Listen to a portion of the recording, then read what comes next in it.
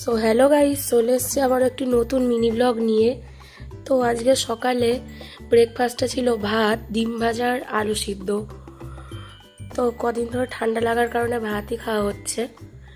তারপরে ভাত খেয়ে এই যে ছাদে গেছিলাম, আর এই গাছের মধ্যে অন্যান্য সব গাছপাতা হয়ে গেছিলো, সেইগুলো তাই তুলে তুলে ফেলে দিলাম,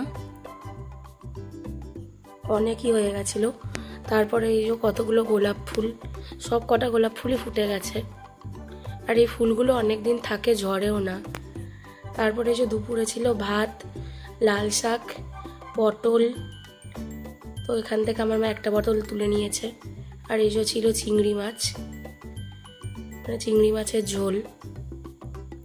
তারপরে বিকেলবেলা এই যে দিদার বাড়ি যাব, তো হট করেই ঠিক হয়েছে যাওয়াটা। এই যে আমি তো যাব বলে ঠিক ছিল না, দিদার শরীর খারাপ, তার জন্য আমি মা আর বুড়ো তিনজনে যাচ্ছিলাম। আর এই যে মা হাসছে পাগল, আর এই যে বুনু, আর এই যে এটা একটা ভাই, ওর দাদু সামনে বসে আছে।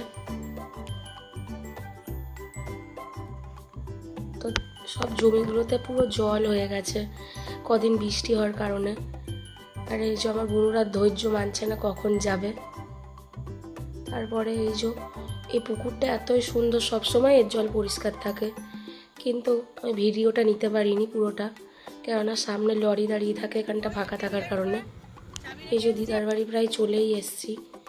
আর এই যে এটাই হচ্ছে সেই আকর্ষণ আমাদের বোহারের, 3টে থাম্বা। এটা হচ্ছে রাজার বাড়ি ছিল, কিন্তু এখন আর কিছুই নেই, ব্যাং ভাজার বাড়ি হয়ে গেছে। আর এই যে আসার সাথে সাথে ঘন্টু লাফাঝাপা শুরু করে দিয়েছে। তারপরে সন্ধ্যাবেলা ছিল সিঙ্গারা, চপ, মিষ্টি, মুড়ি। আমার গলা এখনও ভাঙাই আছে। আর রাতে ছিল বিরিয়ানি। ভিডিওটা আজকের মতো এখানেই। ভালো লাগলে লাইক, কমেন্ট, শেয়ার ও সাবস্ক্রাইব করতে ভুলবেন না।